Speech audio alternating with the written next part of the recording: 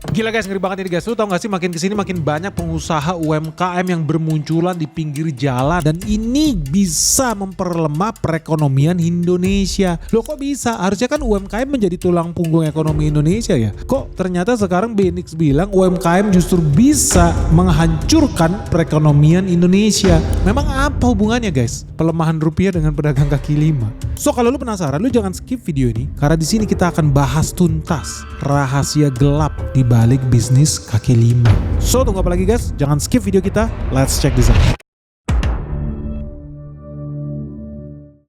Jadi teman-teman dari kemarin gue lihat ya media-media itu banyak yang tulis hal-hal yang menurut gue luar biasa fantastis soal perekonomian kita. Beberapa ada yang bener tapi banyak juga yang ngaco. Salah satu contoh yang absurd nih, katanya ekonomi Indonesia tertolong nih dengan adanya pertumbuhan pedagang kaki lima sampai pekerja rumah tangga. Agak absurd, karena bisa jadi pertumbuhan pedagang kaki lima artinya PHK lagi di mana-mana. Bisa jadi lowongan kerja lagi seret. Dan ini bukan artinya kabar gembira kayak seperti yang ditulis Suara. Orang Indonesia lebih pilih bekerja informal dengan jualan makanan dan minuman ringan. Maksudnya apa guys? Jadi maksudnya gini, lu lihat gak sih fenomena belakangan ini makin lama makin banyak pedagang kaki lima di pinggir jalan? Khususnya nih orang-orang yang berdagang makanan berbasis tepung di pinggir jalan. Karena udah berkali-kali ya media nulis konsumsi gorengan misalkan di kota Bandung itu bisa tembus 800 miliar loh setahun. CNBC, jualan baju anak-anak sepi, tapi jualan gorengan gerobakan tetap laris manis. Terus ada lagi netizen bilang sekarang usaha UMKM makin melimpah.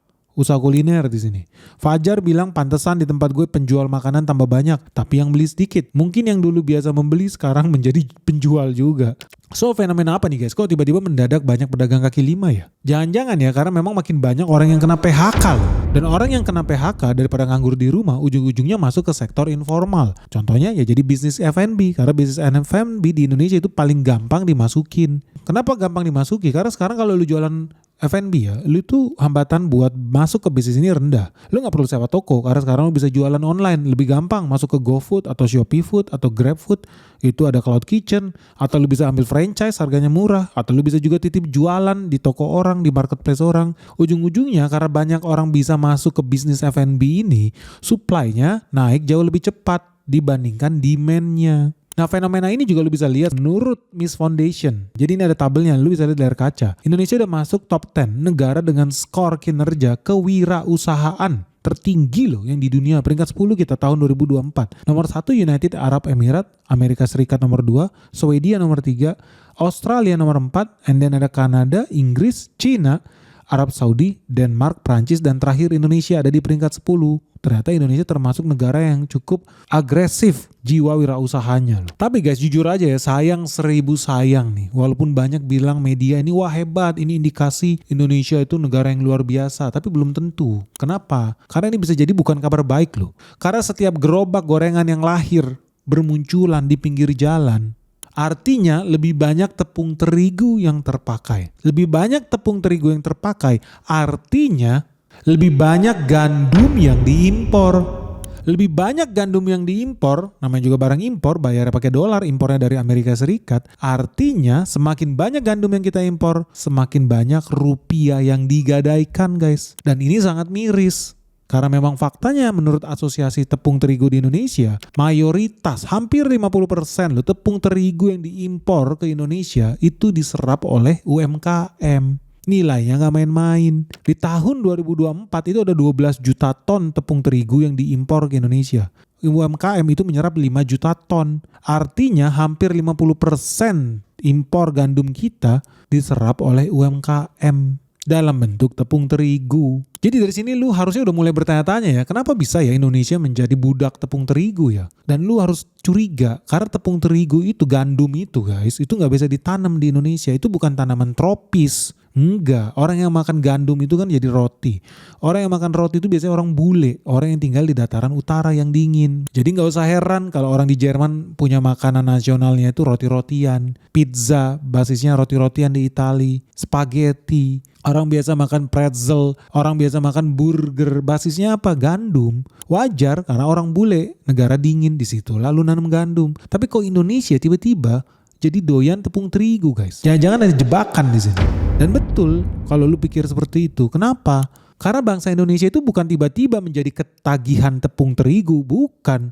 Sebelumnya makanan tradisional kita getuk, klepon, cucur, dodol. Nah itu gak pakai bahan tepung. Bukan guys, bukan pakai tepung terigu itu. Kenapa mereka gak bikinnya pakai tepung terigu? Karena tepung terigu itu bahan yang sangat mahal. Cuman elit yang bisa makan tepung terigu. Nah mungkin di sini kalau teman-teman ada yang lahir tahun 50-an, 60-an, masih ingat gak kata-kata orang tua kalian? Yang bisa makan roti cuma orang kaya, yang bisa makan pizza cuma orang kaya, yang bisa makan spaghetti ya cuma orang kaya. Kenapa? Karena itu semua basisnya adalah makanan yang tidak bisa ditemukan dan ditanam di Indonesia. Jadi cuma kalangan elit yang bisa makan roti. Mungkin di sini kalau yang lahir tahun 50-60 mungkin masih inget kata-kata gue itu. Iya, faktanya zaman dulu cuma manusia elit yang bisa makan roti.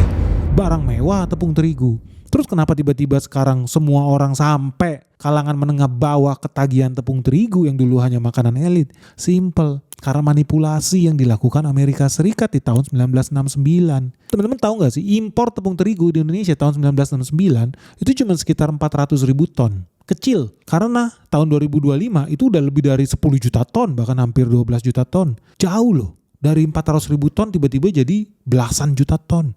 Apa yang terjadi? Ternyata di tahun 1969 Amerika Serikat mengeluarkan program propaganda untuk mencuci otak negara-negara miskin supaya terbiasa mengkonsumsi produk-produk pertanian Amerika Serikat. Jadi Amerika Serikat pada saat itu mengalami panen raya guys, skala besar. Petani mereka bisanya nanam gandum, bukan nanam beras rojo lele. Enggak, mereka bisanya nanam gandum. Dan mereka bingung hasilnya harus dikemanakan. So solusi yang mereka punya adalah dumping. Mereka maksa negara-negara berkembang untuk menyerap hasil produksi pertanian Amerika Serikat. Supaya kelihatan kayak malaikat, program yang namanya PL 480 atau Public Law 480 ini dirubah bahasanya menjadi program yang dikasih nama seksi, Food for Peace. Jadi bantuan pangan untuk kemanusiaan, bantuan pangan untuk perdamaian.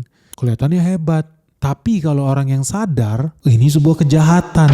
Kenapa? Karena ternyata setiap negara yang menerima bantuan bahan pangan dari Amerika Serikat, apa akibatnya? Petani lokal di negara-negara yang menerima bantuan itu mati guys. Rugi besar. Bahan pangan Amerika Serikat masuk dengan harga yang sangat murah. Menekan harga hasil panen lokal, singkong lokal, jagung lokal, padi lokal. Ujung-ujungnya menurunkan semangat petani buat memproduksi sendiri. Jadi program ini sebetulnya bukan mau nolongin negara-negara berkembang, bukan mau membasmi kelaparan, enggak. Program ini justru bertujuan membuat produksi pangan asli di negara-negara penerima bantuan ini. Dan korbannya bukan cuma Indonesia, menurut hasil riset bahkan korbannya itu udah sampai ke negara-negara seperti India. Lu lihat di layar kaca, di tahun 1950 sampai 1960 itu ada bantuan yang sangat masif, namanya bantuan padahal pembunuhan massal. Gandum Amerika Serikat didumping di India. Ujung-ujungnya apa? Rakyat India mati kelaparan, jutaan orang di sana. Karena apa mati kelaparan? Simple, karena petani di sana jadi nggak mau nanem. Buat apa nanem? Lebih murah impor. Sadis guys. Lu jangan kira ada orang ngasih bantuan itu sebuah hal yang baik, pertolongan. Tidak, lu harus curiga apa yang dia mau lakukan. Dia mau membunuh petani India. Bahkan di jurnal ilmiah ini juga dicatat Indonesia pun menjadi target serangan Amerika Serikat. Dan ini relevan banget dengan situasi kita hari-hari ini. Amerika Serikat sudah berhasil mencuci otak, membiasakan orang Indonesia untuk mengkonsumsi gandum atau tepung terigu Amerika Serikat yang padahal bukan makanan pokok rakyat Indonesia. Akibatnya sampai hari ini Indonesia menjadi importir gandum terbesar di planet bumi guys. Kita salah satu yang terbesar di dunia loh. Karena kita jadi sangat bergantung pada Amerika Serikat. Kita bergantung pada negara-negara lain. Dan dari sini udah bisa lihat. Guys, ngeri banget ini guys. Perang di Timur Tengah tambah panas. Dan ujung-ujungnya harga minyak dunia pasti tambah naik. Artinya nih bakal makin banyak loh perusahaan-perusahaan di Indonesia yang tambah rugi, tambah nyungsep. Termasuk juga saham-saham yang ada di ISG guys. So terus gimana nih caranya supaya lu gak tambah rugi, lu gak tambah miskin, lu gak tambah nyungsep lebih dalam lagi guys. Sebetulnya caranya gampang guys. Karena ada di Sekolah Saham BNIX season 10 yang resmi dibuka lagi nih. Nah di sini seru banget guys. Karena kali ini lu bakal belajar ya cara menghindari dari saham-saham yang pasti tambah nyungsep, yang pasti tambah rugi. Dan bukan cuma itu, lu juga bakal belajar cara menemukan nih saham-saham yang bakal diuntungkan justru ketika dunia tambah panas. So buat teman-teman nih, buat kamu-kamu yang masih pemula, masih newbie, masih beginner di dunia saham, dan lu pengen belajar gimana sih cara investasi yang benar dari nol. Nah inilah momen yang paling tepat, ini saat yang paling pas guys. Kenapa? Karena bentar lagi market crash sudah ada di depan mata guys. Kita menuju detik-detik yang menegangkan. Apalagi ya suku bunga di Amerika Serikat bakal makin naik tinggi loh. So kamu pengen tahu nggak sih? Kamu pengen bisa ngerti nggak sih perusahaan mana yang layak buat diinvestasikan, mana yang tidak layak sama sekali. Nah lu gak usah khawatir karena semuanya bakal kita bahas tuntas di Sekolah Saham Benix season 10 ini. Karena cuma di sini ya kita bakal belajar bareng cara membaca laporan keuangan, ekonomi makro, sektor-sektor unggulan yang ada di IHSG, sampai perusahaan-perusahaan yang bisa jadi penggerak bursa efek Indonesia guys. Apalagi di sini juga ada sesi Ask Me Anything ya. Sesi di mana lu bisa bebas tanya apa aja ke Benix langsung soal dunia saham dan investasi. So tunggu apa lagi nih? Yuk segera daftarin dirimu sekarang juga. Hubungin WhatsApp admin kita Michelle di 0811 868 959. Atau lu bisa kunjungin website kita juga di www.sekolahsahambenix.com. Oke guys, sampai ketemu ya. Salam sehat, salam cuan. Dan dari sini udah bisa lihat gandum dibikin sebagai candu. Rakyat Indonesia dibikin ketergantungan pangan dan ini disengaja. Kenapa? Dan memang faktanya tahun 1969 Amerika Serikat meluncurkan program bantuan Amerika Serikat yaitu Public Law 480. Katanya ini program bantuan untuk negara-negara sahabat yang lagi kekurangan pangan. Mereka dapat bantuan dari Amerika Serikat. Dan Indonesia masuk dalam daftar negara yang wajib membeli gandum dari Amerika Serikat itu dengan harga murah. Indonesia kesenangan, Indonesia terjebak. Karena ternyata menurut buku catatan di Ilmu Bumi Militer Indonesia produksi tahun 1954 yang ditulis oleh Kolonel Raden Mas Goni Sugondo, di sini terbukti Indonesia di tahun 1948 impor tepung gandumnya cuma 63.000 ton. Tapi di tahun 1971 setelah menandatangani bantuan Amerika Serikat, impor gandumnya 3,2 juta ton, ledakan ekstrim. Hari ini 3,2 juta ton udah naik lagi menjadi 11 juta ton lebih. Itu setara 56 triliun. Nah teman-teman bayangkan 56 triliun rupiah yang digadaikan ditukar ke dolar. Artinya rupiah melemah, dolar menguat. Dolarnya dipakai buat belanja gandum dari Amerika Serikat. Artinya makin banyak orang Indonesia lahir ke muka bumi ini. Ingat ya, hobinya orang Indonesia adalah bikin anak. Makin banyak orang-orang lahir nih di Indonesia, artinya makin banyak juga kebutuhan gandum, artinya makin tergadaikan rupiah. So lu gak usah heran siapapun presiden di Indonesia ini, semakin hobi rakyat Indonesia berkembang biak, pasti rupiah semakin melemah. Karena impor gandumnya aja udah pasti makin banyak. Dan lu gak usah heran program itu pun berhasil ya. Memang faktanya hari ini banyak makanan berbasis tepung terigu, mie instan, gorengan itu jadi primadona di Indonesia guys. Dan saking gilanya lagi rakyat Indonesia, lu bayangin hari ini konsumsi kalori, sumber kalori tertinggi di Indonesia. Nomor 1 masih beras, tapi lu jangan kaget, nomor 2 tepung terigu. Ini ngeri guys, jangan kaget, sebentar lagi jangan-jangan beras itu digeser sama tepung terigu. Jangan bilang gak mungkin. Udah makin banyak generasi yang terbiasa dengan tepung terigu. Padahal tepung terigu itu berbahaya. Berbahaya dari segi apa? Bukan cuma kesehatan. Nanti gue bakal bahas, sabar. Tapi berbahaya juga dari segi kantong perekonomian bangsa kita. Karena kalau Indonesia selamanya tergantung sama impor gandum, apa akibatnya? Situasi ekonomi Indonesia bakal terus jadi budak US dollar. Kita ada skenario nih guys, skenario 1. Lu bayangkanlah harga gandum dunia di $282 per ton. Kurs rupiah di Rp16.000 per dolar. Artinya nilai gandum per ton itu 4,5 juta rupiah per tonnya. Kalau kita tiap tahun impor 11 juta ton, artinya tiap tahun kita menggadaikan rupiah senilai 49 triliun. Nah, apa yang terjadi kalau harga gandum tidak naik tahun depan, tapi rupiahnya melemah? Ya udah pasti melemah lah rupiahnya, kan digadaikan terus buat beli gandum. Ya terjadilah skenario 2, $282 per ton, tapi kalau rupiahnya naik menjadi Rp18.000 per dolar, artinya nilai gandumnya itu naik dari 4 jutaan per ton menjadi 5 juta per ton. Ujung-ujungnya rupiah yang digadaikan tambah banyak lagi. Tadinya 49 triliun setiap tahun yang kita gadaikan, besok 55 triliun yang kita gadaikan. Itu masih 18.000. Lu bayangkan kalau nanti rupiah menjadi 20.000 rupiah per dolar. Artinya duit yang kita gadaikan lebih dari 60 triliun setiap tahunnya. Makanya lu jangan heran siapapun yang jadi presiden di republik ini, karena rakyat kita sudah berpuluh-puluh tahun dicuci otak menggunakan produk-produk Amerika Serikat. Selama itulah rupiah pasti akan terus melemah. Pasti guys, garansi. Tapi ya syukurnya ya sekarang kalau kita lihat pemerintah kayaknya sadar nih. Perlahan-lahan kita mulai coba cari alternatifnya gandum supaya kita tidak jadi budak dolar. Kabarnya kemarin tuh ada yang coba nanam sorghum. Sorghum ini sejenis biji-bijian juga, grain, yang bisa menjadi pengganti gandum. Bisa jadi pengganti beras.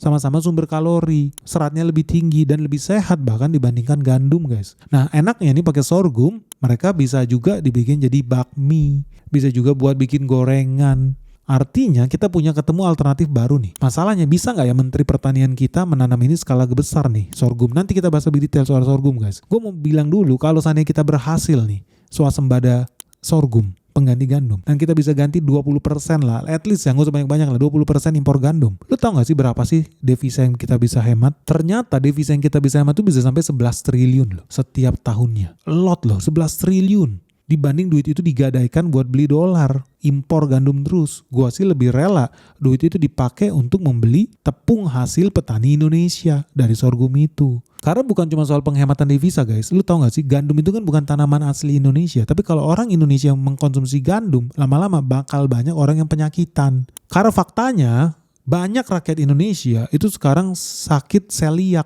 namanya celiac disease. Penyakit gara-gara sering mengkonsumsi makanan berbasis tepung gandum ini. Lu tahu nggak? Ini bahaya banget, nggak ada yang sadar guys. Tapi semakin tinggi konsumsi gandum di Indonesia, orang yang sakit celiac atau penyakit autoimun ini bahaya loh. Dia bisa merusak usus kecil lo. Karena gandum itu mengandung gluten. Roti, gandum, pasta, mie instan, ujung-ujungnya genetika lu tuh bisa rusak. Makanya lu gak usah heran ya, dalam beberapa dekade terakhir, orang yang sakit gara-gara gandum ini itu naik drastis di seluruh dunia. Tadinya cuma 0,03% yang sakit. Sekarang dari 0,03 udah naik jadi 0,7%. Ekstrim guys, naik 20 kali lipat. Para penderita ini gara-gara gandum ini. Dan lu tahu gandum itu ditanam pakai racun, pakai bibit transgenik, pakai pestisida. Gila, makanya gak usah heran makin banyak konsumsi gandum di Indonesia, bakal makin banyak orang yang sakit autoimun di Indonesia. Faktanya kita tes aja sama teman-teman, jujur deh. Lu lihat di sekeliling lu, temen lu, tetangga lu, saudara lu, ada gak yang sakit autoimun? Ada gak yang sakit gara-gara celiac, gara-gara gluten? Jujur deh, gua ada. At least orang yang gua kenal ada 3 orang yang menderita penyakit ini. Gara-gara apa? Kebanyakan makan gandum. Orang Indonesia tidak dilahirkan di garis khatulistiwa buat nanam gandum. Ya lu bayangin lah, orang Eskimo terbiasa tinggal di udara yang dingin, makan makanan yang dingin. Orang Eskimo tiba-tiba dikasih rendang. Apa yang terjadi? Gue jamin keracunan makanan dia makan rendang. Mencret 7 hari berturut-turut. Berat badannya turun, garansi. Karena orang Eskimo tidak dilahirkan untuk makan makanan tropis, makan makanan Indonesia yang kaya rempah-rempah.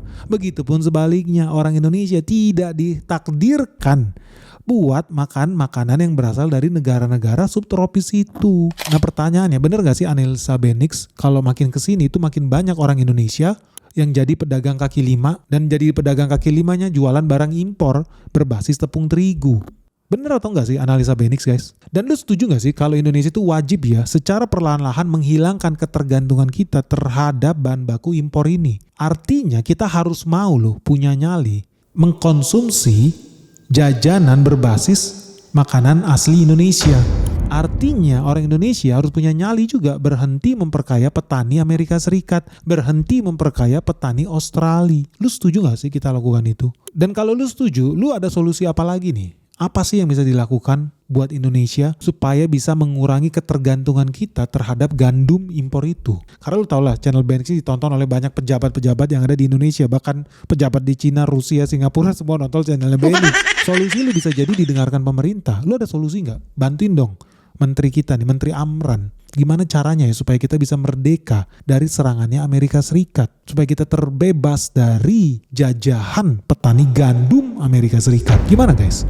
Dan lu tahu gak situasi ini udah mendesak. Perlu gak kita lakukan upaya melindungi rupiah seperti yang dilakukan Narendra Modi? Lu tahu gak di India Narendra Modi itu sampai bilang loh, India itu impor terlalu banyak minyak goreng dari Indonesia. Impor terbesar nomor 2, berarti kebocoran devisa terbesar nomor 2 di India itu adalah konsumsi minyak goreng. Dia sampai bikin maklumat, rakyat India tolong kurangin konsumsi minyak goreng demi melindungi mata uang rupiah, mata uang India. Tapi ya pemerintah Modi berani lakukan itu. Dia sampai bikin maklumat itu, kurang-kurangin dong konsumsi minyak goreng kalian. Karena minyak goreng di India penduduknya miliaran by the way, itu impor dari Indonesia, impor dari luar negeri, bayarnya pakai dolar. Kita harus melindungi mata uang Indian rupee, kata Perdana Menteri Modi. Nah lu setuju gak sih? Kalau jangan-jangan Indonesia juga harus udah berani tuh bikin maklumat seperti itu. Kurang-kurangin dong konsumsi tepung terigu. Karena setiap tahun Indonesia menggadaikan duit lebih dari 50 triliun untuk impor gandum. Perlu gak ya kita bikin pernyataan seperti itu? Karena begitu Narendra Modi mengeluarkan pernyataan mengurangi konsumsi minyak goreng, apa yang terjadi? Diserang habis-habisan guys mereka sama oligarki yang ada di Singapura. Aduh, siapa tuh? Penasaran gak lo? Well anyway, ternyata Indonesia gak sendirian loh diserang sama George Soros. India dihancurkan lebih parah. Lu penasaran gak sih tapi gimana sih strategi-strategi perlawanan India ya dalam melawan George Soros? Ada gak sih yang bisa kita tiru? Lu setuju gak kalau kita bahas di video selanjutnya? Kalau lu setuju segera like dong video ini. Begitu mencapai 24.000 likes dalam 24 jam, Benix bahkan terbang ke India. Dan kita langsung investigasi kerusakan di India, kehancuran mata uang di India. Dan gimana sih mitigasi pemerintah di sana buat melawan serangan-serangan dari IMF and the gang. Setuju gak guys? Oke guys, segera berikan pandangan kalian di kolom komentar di bawah ini. Semoga video kita bermanfaat. Salam sehat, salam cuan. Bye-bye.